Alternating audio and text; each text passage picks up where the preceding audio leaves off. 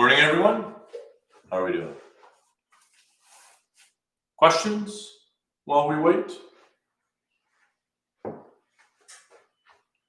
This will be our last lecture for 139, absolutely. Hey, you say already. Nice to see you.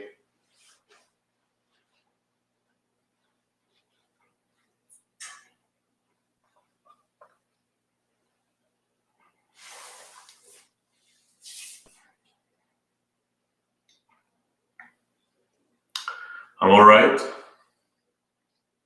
End of semester, it's always crunch time to get everything done.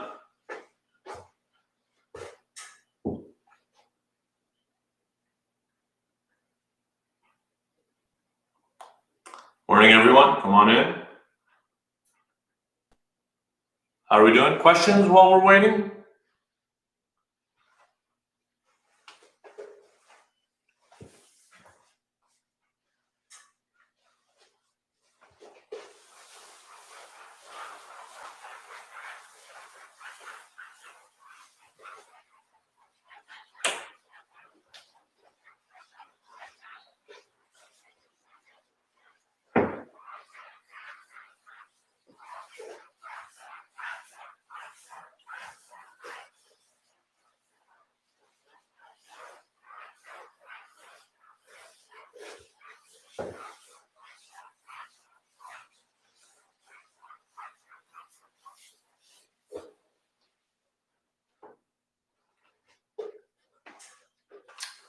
Can we do a Rolle's theorem question today? Certainly. Did you have one?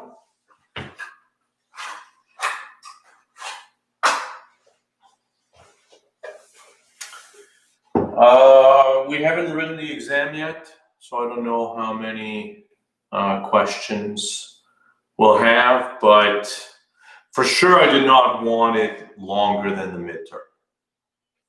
So I suspect it's going to be probably ever so slightly shorter than the midterm.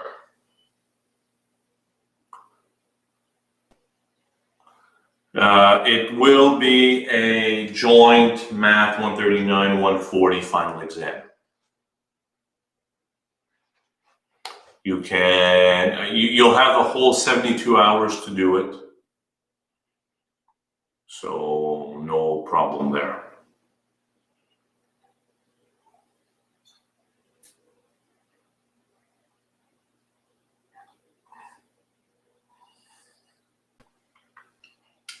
Questions? Did you go over the question that I forget who had asked, Matt perhaps, that Holloway question that we did last time?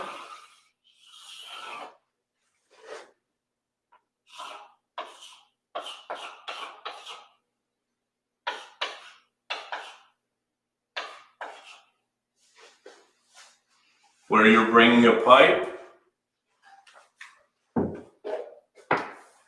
Well, I mean, exactly, right? So first of all, what we did was absolutely correct. Absolutely correct. The only issue was the conclusion that threw me off for a bit.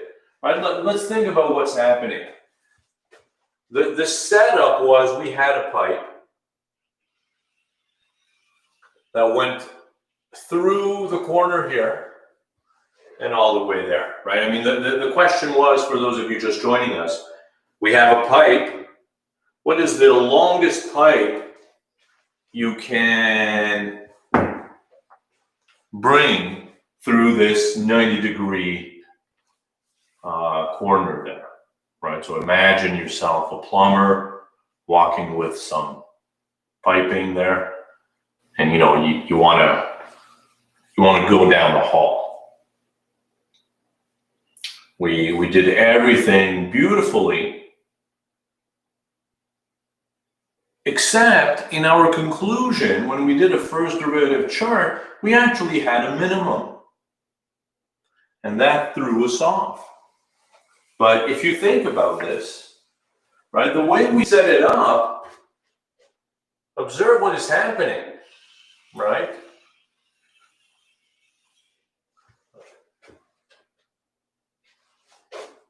Doesn't look that straight, but you get the idea, right?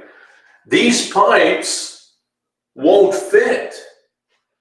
And there is no longest pipe, right? Because this can continue on, right? If one end is on this wall and the other end is on that wall, then there is no longest. And of course, these you're not going to be able to turn the corner. But as you continue and continue and continue, at some point, there is a single one with which you'll be able to turn the corner. And then you get the other kind of thing, right? I mean, it's the same problem, but going in the other direction, right? Imagine coming from this way, you're not going to be able to turn the corner with this pipe. So there's only one pipe with one end on this wall and one end on that wall with which you'll be able to turn the corner. And that's the pipe with smallest length. So everything we did was perfect. It works out very nicely. And as Jordan suggests, we rewrote everything in terms of L and H, but you could redo it in terms of theta, right? If we draw this again, you have this pipe, and you really have two right-angled triangles. What we did was we call this D1 and D2, but we had noticed that this angle was the same as this angle, and we made use of that to get D1 and D2 in terms of, this was X, this was H, this was L, and this was Y. We used this to get D1 and D2 in terms of H and L. But you can leave them in terms of theta. You can leave them in terms of theta, and that's very nice. So it makes, right, I mean, we had this very complicated length to differentiate, and luckily we did not make any mistakes. But if you rewrite everything in terms of theta with sines and cosines, much, much, much, much simpler. Less room for error. And you'll get the same answer. Matthew, were we supposed to find the minimum? Well, that's the thing, right? We were supposed to find the maximum, the longest pipe that you can fit in. But of course, the longest pipe is going to have one of its endpoints on this wall and the other one on the other wall.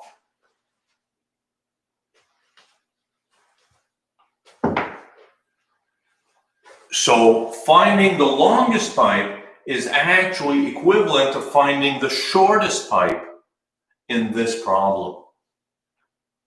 And that's what we hadn't realized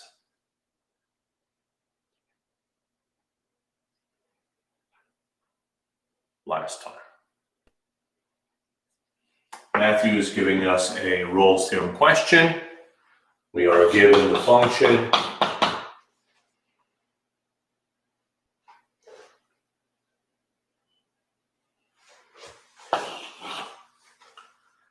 x squared for x between 0 and 2, and 6 minus x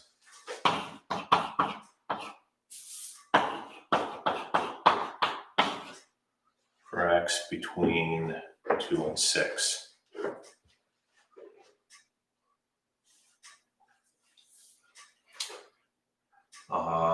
So Rolle's theorem.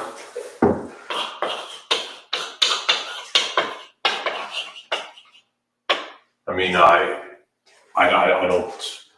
There's not a question here, but let's make up a question. Find all values of C which satisfy the conclusion of Rolle's theorem.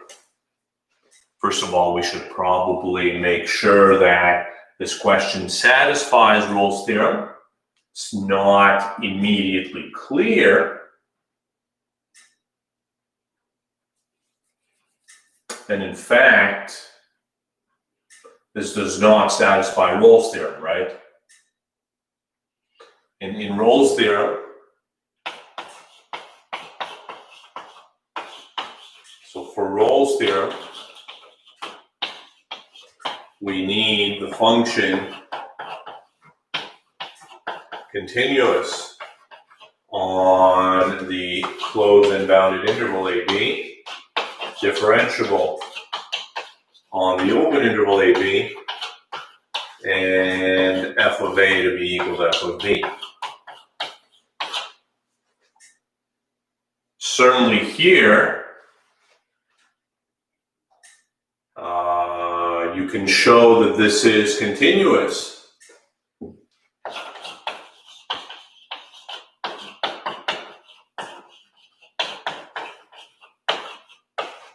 On 0 to 6, f of 0 is equal to 0, which is the same as f of 6, but your function is not continuous, it is not differentiable.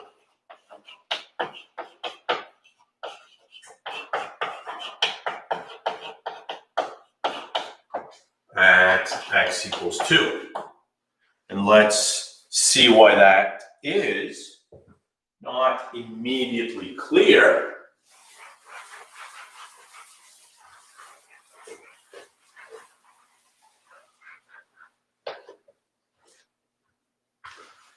Right? I mean, what is the derivative at 2? By definition, it's the limit of f of 2 plus h minus f of 2 over h. And let's look at the limit as h goes to 0 from the left. What is f of 2 plus h? If h is less than 0, this is going to be less than 2. So we're plugging it into this thing. And you get 2 plus h all squared. F of 2 is easily seen to be 4 over h. And what is this limit? This is 4 plus 4h plus h squared minus 4 over h. The 4's cancel, and then we can cancel 1h. And the limit is easily seen to be 4. But if you do the limit as h goes to 0 from the right, if h is bigger than 2, bigger than 0, this is bigger than 2, so you plug it into this, and you get 6 minus 2 plus h. F of 2 is still 4, that doesn't change. And 6 minus 2 is 4, so these cancel out. And then the h's cancel out, leaving you a limit of -1. So these limits are not the same. This limit does not exist, but that limit is the derivative. The function is not differentiable at 2. And so let me rewrite the question. The obvious question that would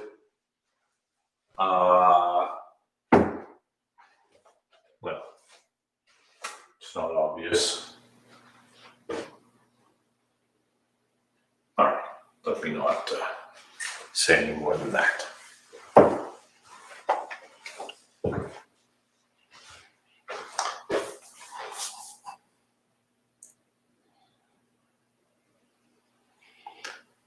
Seelan is asking in reference to the previous question, why do we find the shortest one? How do we know that it's the only one that will make it through? I mean, it's not immediately clear, right? It's not clear at all, but think about what happens, right? I mean, you've had that situation happen to you before. You're moving furniture or whatever, right? And if you're wedged between two walls, you're not moving. You're not moving. None of these pipes will make it through, except for one which just fits perfectly. And then the other situation,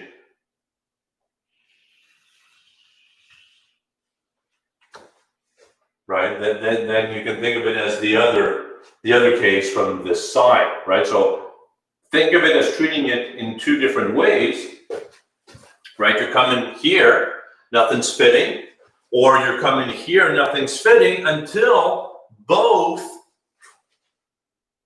agree on one magical one, not this one magical one that is able to turn both ways,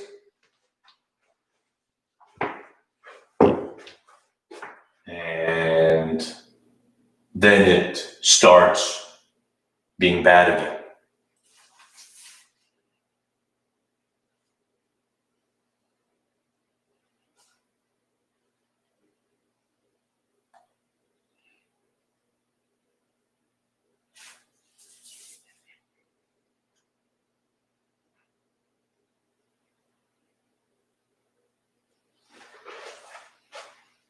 How is f of 6? It's a 6, right? It's a 6. I have probably written b there, but it is 6. But it's the endpoints.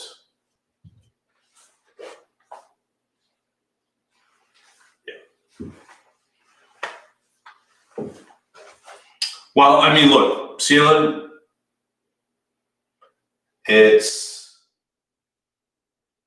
not obvious, and we hadn't noticed it on Monday, right? I'm going to let you think about this and convince yourself that the shortest one is actually the longest one.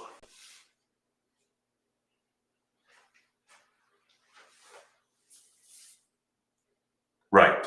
We never set criteria on what can or cannot fit. You're absolutely right. But you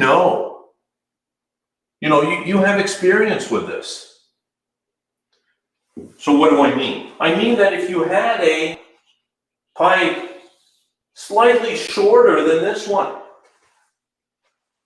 if you had a pipe slightly shorter than that one, of course, you're going to be able to turn the corner,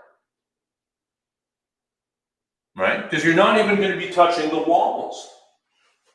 So there's no point in not taking full advantage and being up against the wall. So of course, if the pipe doesn't touch the walls, then that wasn't going to be the longest pipe.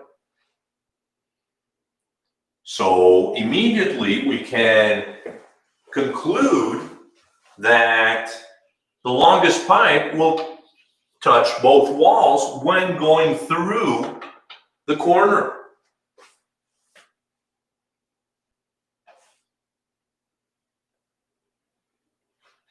Right? So when you're going through the corner, you're going to have to touch both walls. And now, what we did was we noticed that going through the corner, there is no longest, right? Because this can be as long as you want. But it does turn out that there is a shortest, and that shortest is going to be the good one that allows you to make it through.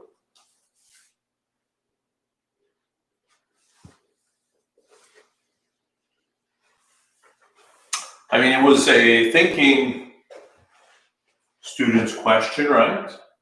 We didn't make the connection immediately last time. We had to think about it.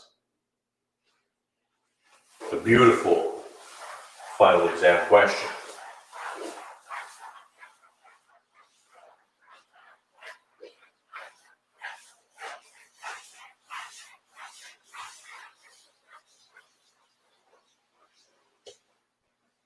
All right, how are we doing?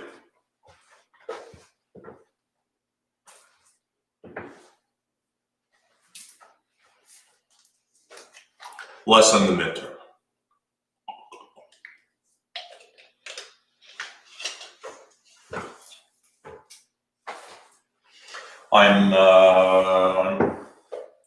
I'm looking for around 15 questions.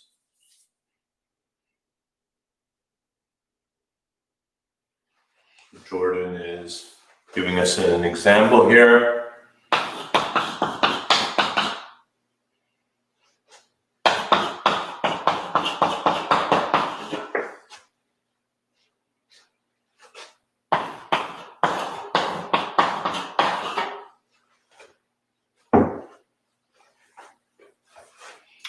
The question is asking us to verify that this function satisfies the hypotheses of Rolle's theorem and probably find all C satisfying the conclusion. Very well.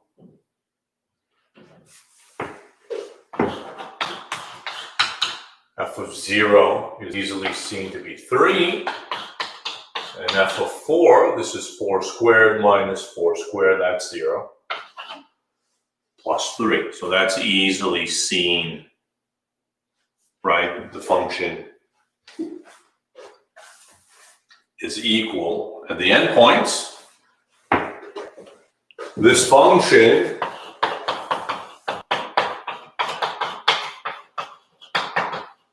your function is a polynomial.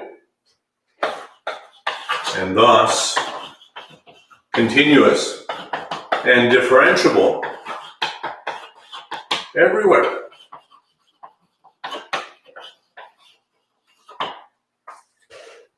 Very good.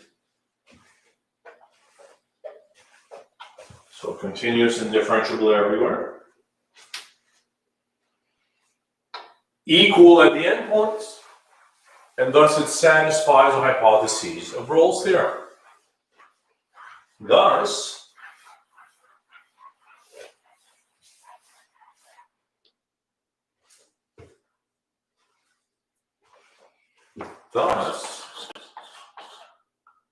the derivative should be equal to 0 for some C in the open interval 0, 4. That's the conclusion of Rolle's theorem. What is the derivative? The derivative is 2x minus 4. So derivative at C, 2c minus 4. And C is easily seen to be 2. There it is. At 2, the derivative is 0. There you go.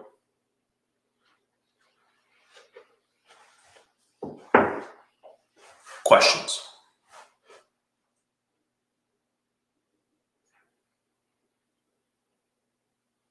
Convinced? Anyone?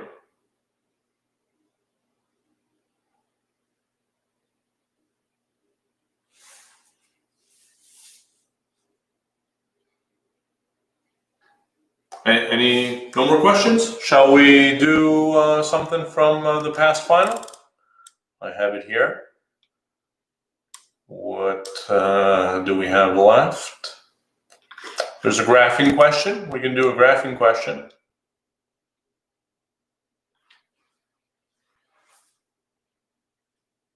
So after the final exam, there's nothing left for you to do. That's right.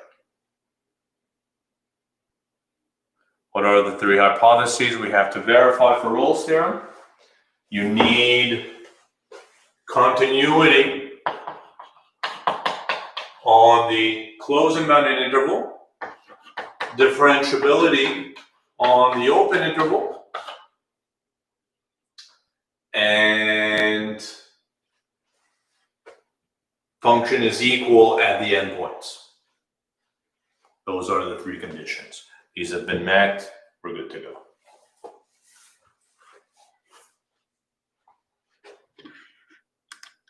Let's do this question here. Function is asking us to graph.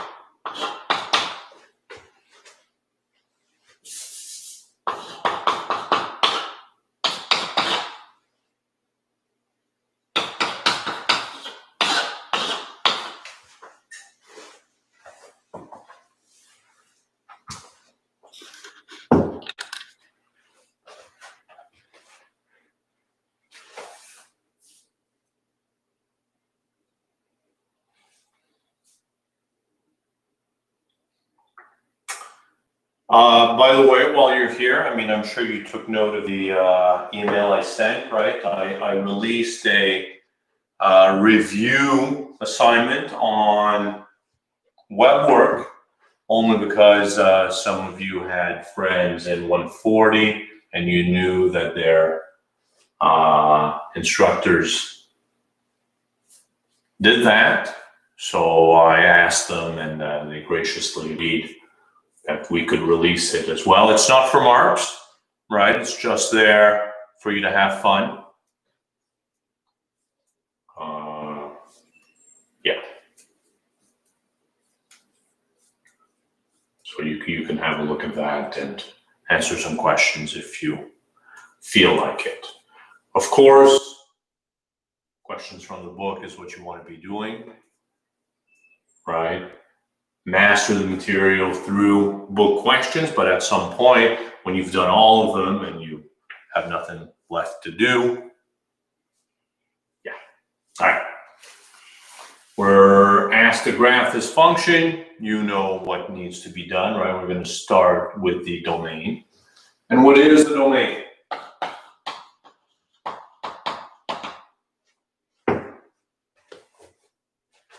What values of x can you plug in? Easily seen to be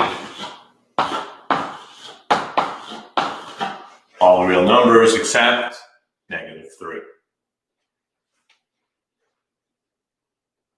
Shall we discuss x and y intersects? If x is 0,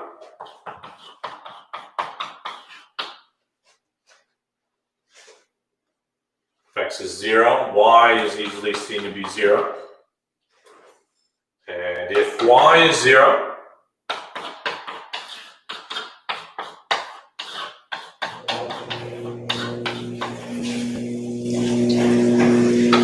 it's easily seen that x has to be 0 as well. In other words, there's only one x and y intercept, it's the origin. Very well, let's move on to the first derivative.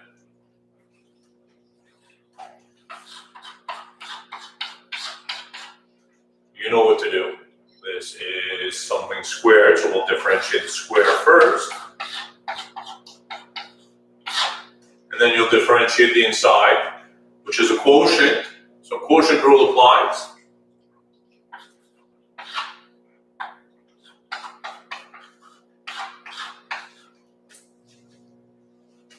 Is that right?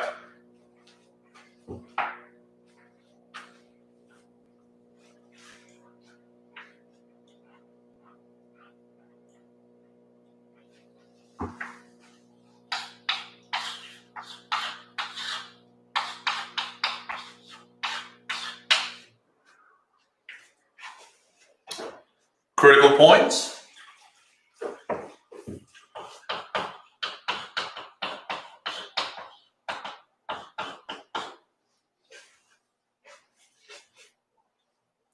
Critical points. when the derivative is 0 or the derivative does not exist. Derivative is 0 at 0. The derivative does not exist when x is -3, but of course you know that critical points must be in the domain, and -3 is not in the domain. Thank you. This is a cube.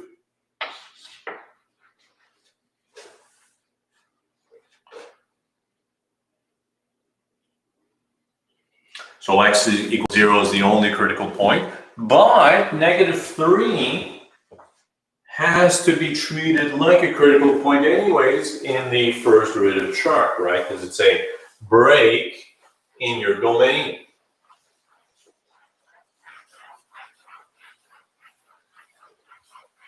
Let's draw a first derivative chart.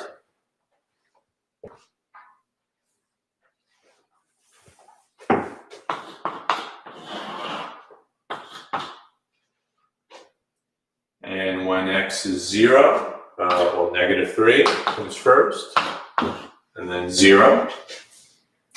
If you choose a large negative value for x, it's going to be negative. Cubed is negative. This is going to be negative. So the whole thing is positive. The function is increasing.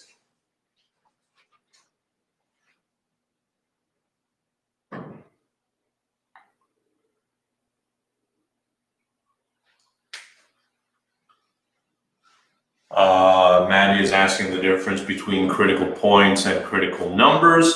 You know that I confuse the two. Critical points, the real definition of critical points is the x and y, the actual point itself. So x equals 0, right? I mean, the real definition of critical point would have been this. What I'm actually writing here is the critical numbers. But I confuse numbers and points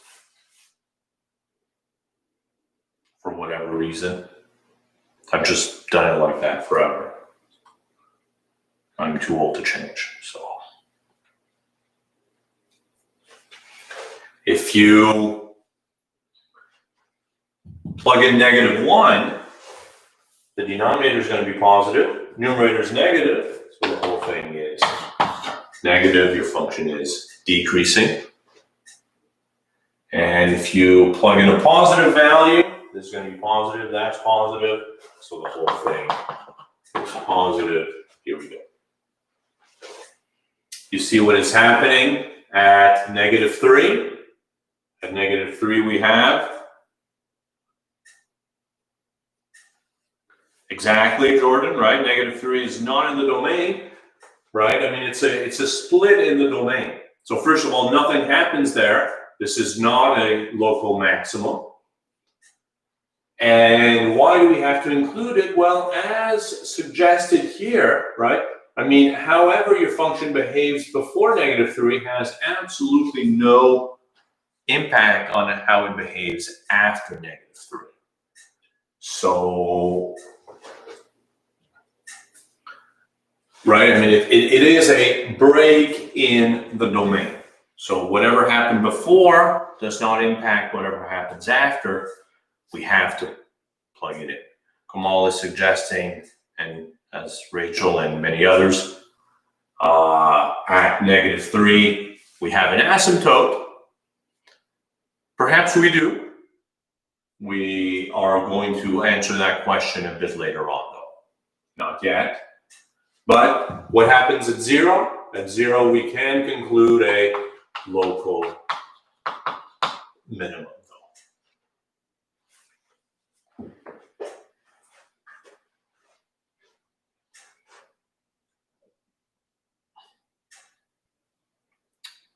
Somebody's asking on web work, when it asked for absolute max and min, it was asking for the y value and not the x value. Should we assume the same for the exam? In fact, yes. If it's asking for the absolute maximum or minimum, it's asking for the y value. If it's asking where the absolute max and min occur, then it's asking for the x value. All right, we have our first derivative chart. Let's move on to the second derivative. And we'll differentiate this business. We have a quotient here, so quotient rule applies. V u prime minus u v prime all over v squared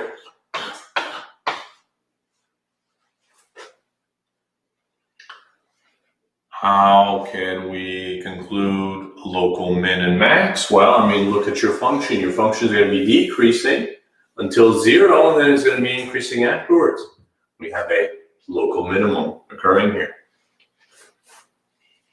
On the first derivative chart, you want us to label -3 as a break in the domain. No need.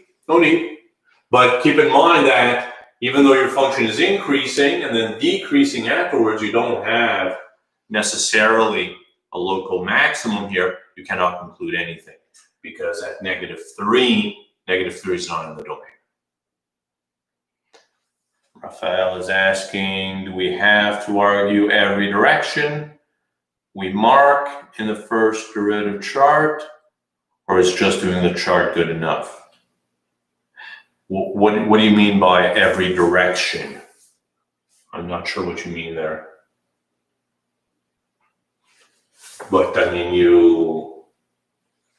are you talking about these pluses and minuses? Do you have to argue what's happening? You probably don't have to write a sentence as long as you get the first derivative chart correct. I think it'll be fine. Let's cancel some stuff. Let's factor out an x plus 3 squared.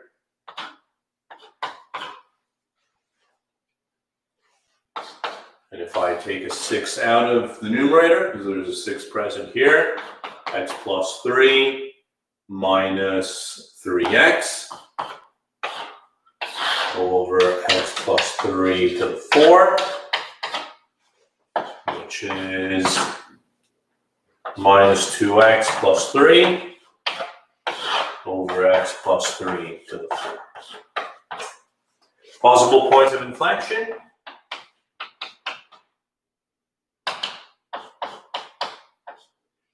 Easily seen.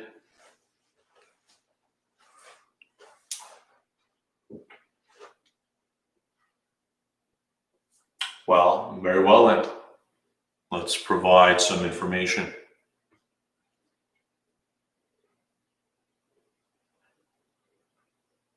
I don't think I mean, because yeah, all right.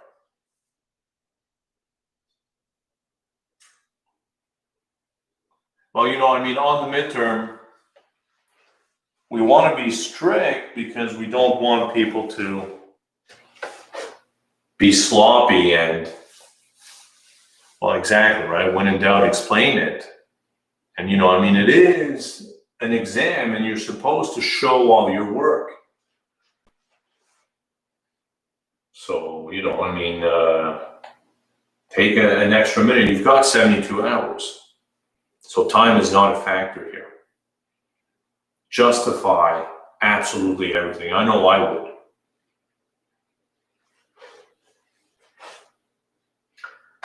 Possible points of inflection. What are we looking at?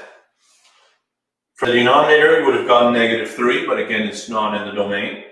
From the numerator, possible point of inflection is 3 over 2.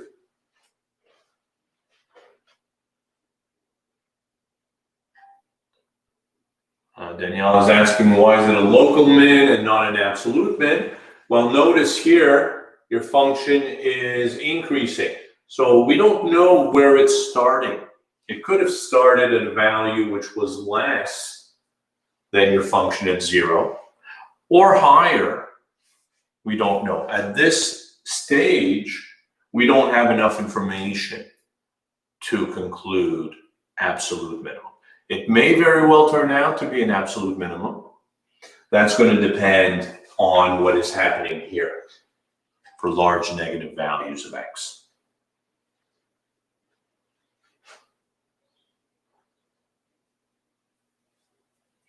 Let's draw a second derivative chart.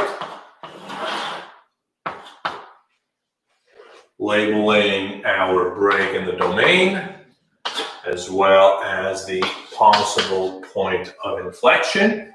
Notice that the denominator is always positive, right? It's something to the power 4. So always positive. If you take a negative number and you plug it in, the numerator is going to be positive. So positive here, and positive here as well.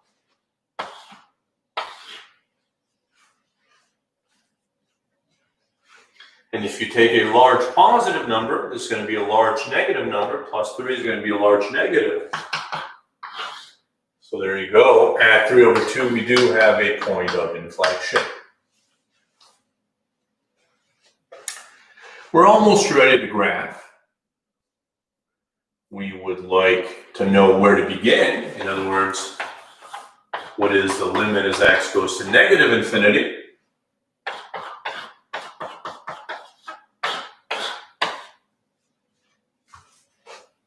And as you know, of course, this has the form infinity over infinity. We can look at just the inside, and a quick L'Hopital's rule will give us 1/1, which is 1. And so this will converge to 1 squared, which is 1.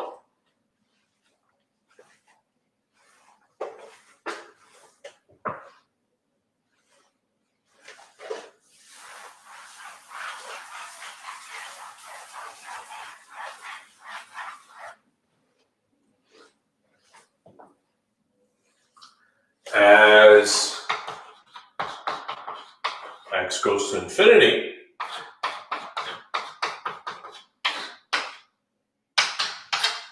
this is going to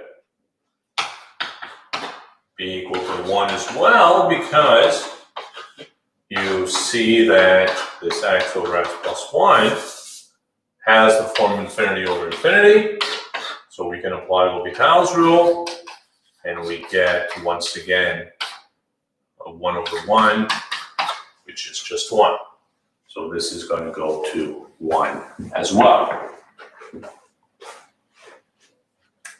When do you know that you can look at just the inside?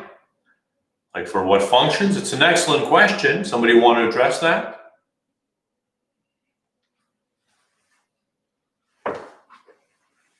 For which functions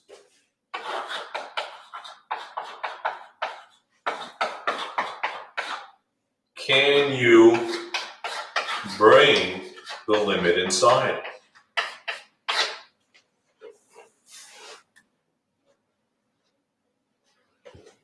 Would it be incorrect to pull the x out of the denominator? No, absolutely, nothing wrong with that. You can pull an x.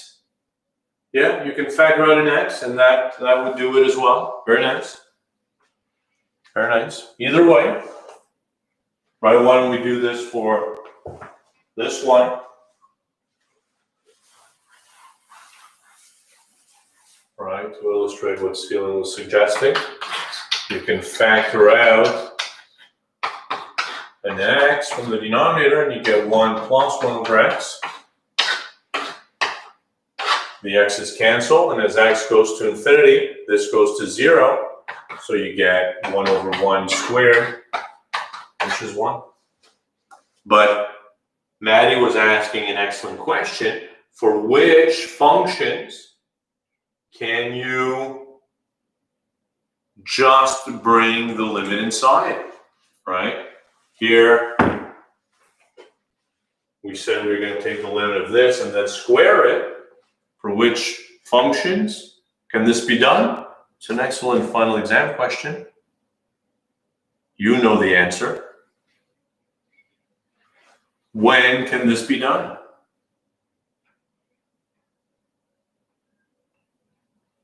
Anybody? Come on. Is this thing on?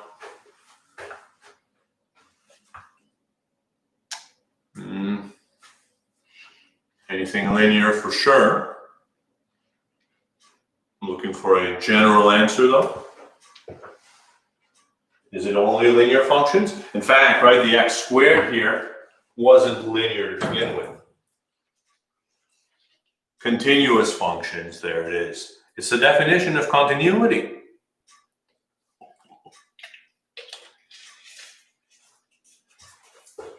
This is the definition of continuity. This can be done if your function is continuous.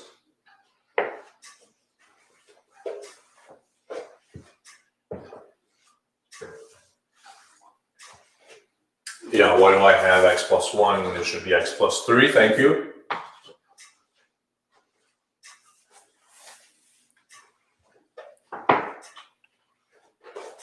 You don't need to go to differentiability. All you need is continuity. If your function is continuous, you can bring the limit inside.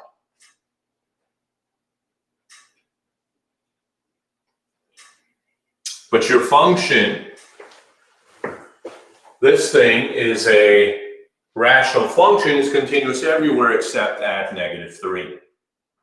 So if you're far away from -3, you're fine. You're fine. And your function x squared is continuous everywhere.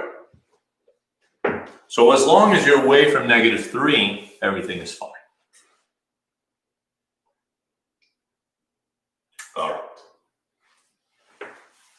So, you're allowed to do this when your function is continuous.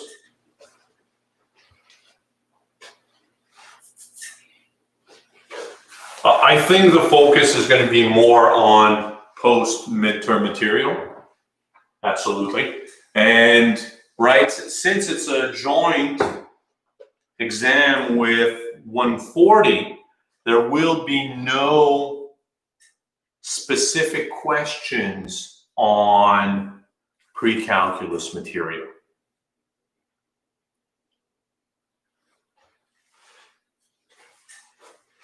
Right, so you may have had some of those on the midterm.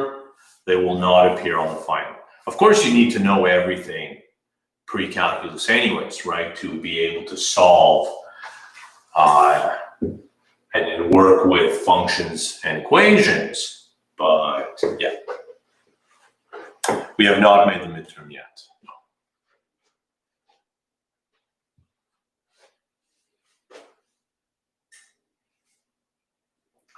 Final. We have not made the exam. All right, we have the limit as x goes to -infinity, positive infinity, but -3 is not in the domain. So we have to ask the question, what is happening at -3? How does the function behave as you are approaching -3? So let's look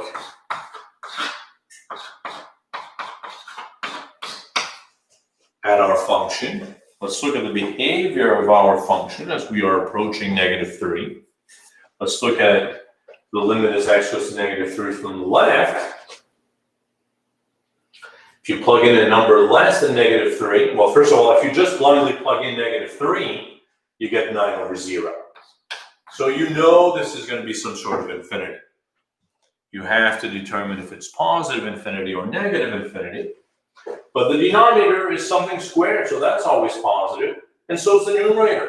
So it's going to be positive infinity for both, right? Limit as x goes to -3 from the right as well.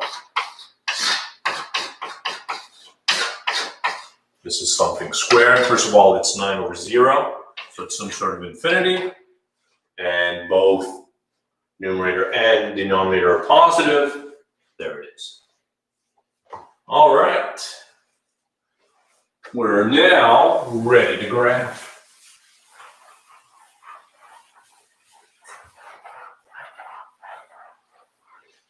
So let's do it.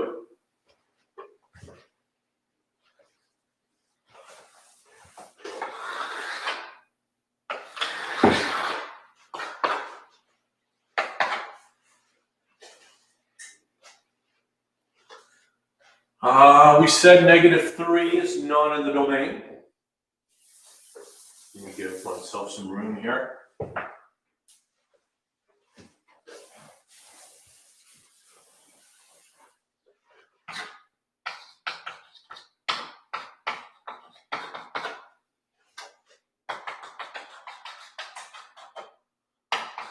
-3 is not in the domain. What's happening? We're going to graph from left to right.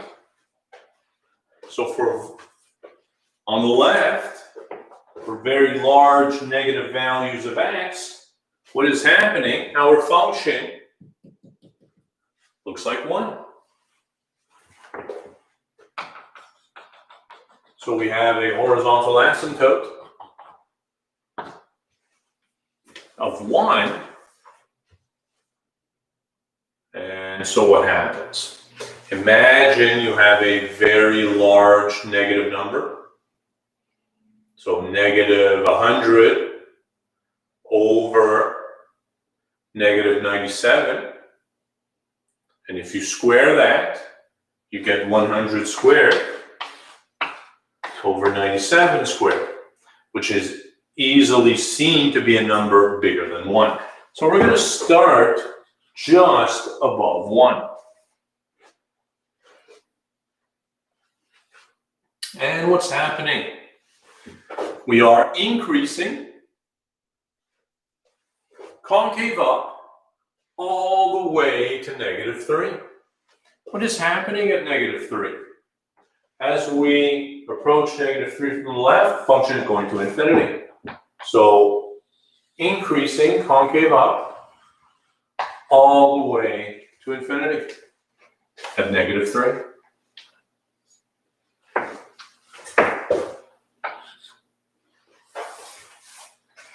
After -3, where are we? After -3, we are at infinity.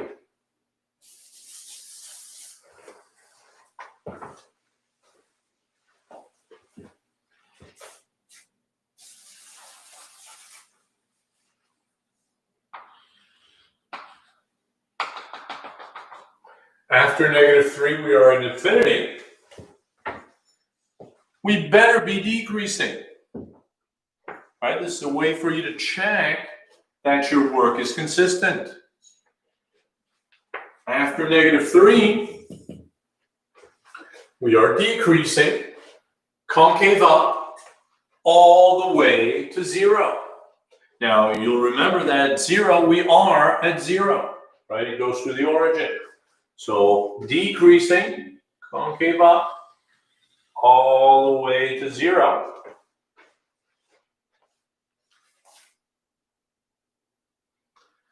After 0, we are increasing, still concave up, all the way to 3/2.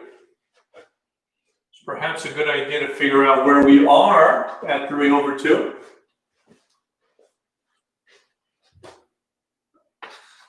Three over 2 over 3/2 plus 3. So the denominator is bigger than the numerator. There's going to be a number less than 1. And when you square it, it's still less than 1. So whatever. Increasing. Concave up all the way to 3/2.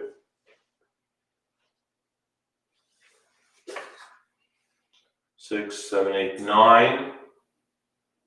This is actually, I want to say 1/9. Is that correct? Does anybody have that? 1/9?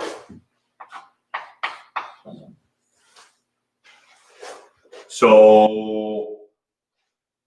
increasing concave up all the way to 3/2, at which point you're still increasing, but now concave down forever. And where is the forever taking us? Closer and closer to 1.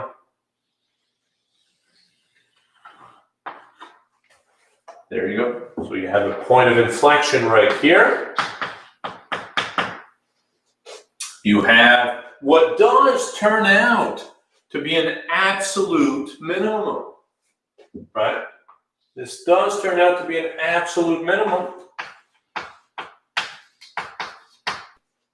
with a horizontal tangent line at 0. And there it is. Very nice graph. Very nice indeed. Should we draw the horizontal asymptote of 1 across the whole graph? Well, again, it doesn't matter, right? I mean, you understand that this is the behavior, this 1 is the behavior for large values, large positive or large negative, right? It doesn't mean anything for small values, but nothing wrong with that. And as Jordan suggests, a lot of students were under the impression that you could not cross horizontal asymptotes. That is absolutely false, right? Here it crosses and there's no issue. And you know, I mean, it is possible this function could have crossed. I mean, it doesn't because you're always increasing, but it could have crossed as many times as you want, and that's not an issue either. Celine is asking if we need to check if it's above or below 1. I claim it has to be below because your function is always increasing. So if it crossed it, then it would keep getting larger and larger and could not tend to 1. Can you cross oblique asymptotes? Absolutely, in exactly the same way. Right? If you had an oblique asymptote, then this function would have this as the oblique asymptote, and you're crossing it infinitely many times, and there's no issue there either. How are we doing here? Questions, anybody?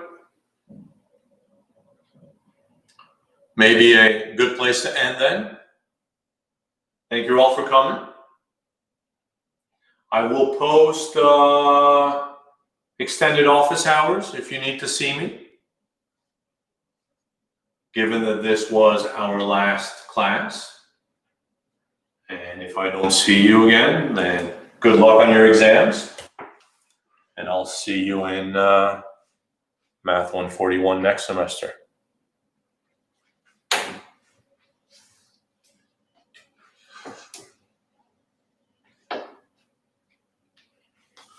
You guys have a good one. Happy holidays to all. And I'll see you soon.